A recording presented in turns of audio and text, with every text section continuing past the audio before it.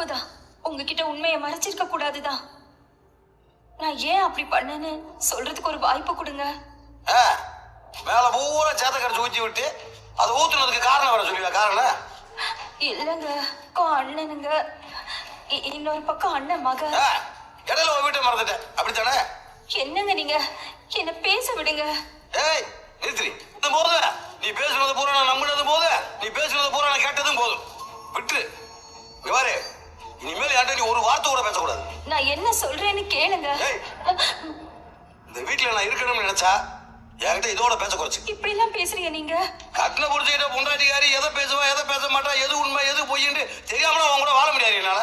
இது பாருங்க, என் மேல தப்புதான், நான் இல்லைன்னு சொல்லல. கல்யாண விஷயத்துல நான் பொய் சொன்னது உண்மைதான். ஆனா நான் வேற எந்த விஷயத்திலயும் உங்ககிட்ட பொய் சொன்னதே இல்லைங்க. பொய் சொன்னது இல்லையா? நம்மள பொய் சொன்னது இல்ல, உடம்பு ஊரா பொய். இவன் கட்டிக்கு வந்தானே ஒரு பிள்ளை, அது நான் பார்த்து கட்டி வச்ச ஒரு பிள்ளை. அது போல புரிஞ்சுக்கிட்டு வீட்லயும் போய் சொல்றதுக்கு நீ என்னடி சொன்ன? சரணை வாழவே கூடாதுன்னு சொன்னீங்களா? நான் ஒன்னும் அப்படி சொல்லலையா? என் கூட நீ பேசாதான் உன் கூட நான் பேச மாட்டேன்னு சொல்றேன். இது கூட நான் சொல்லக்கூடாதா? என்னங்க நீங்க? அவளும் நானும் ஒண்ணா? போய் சொல்றவங்க உண்மையை வந்து புரிஞ்சுக்கிட்ட மறைக்கிறவங்க எல்லாமே எனக்கு ஒண்ணுதான்.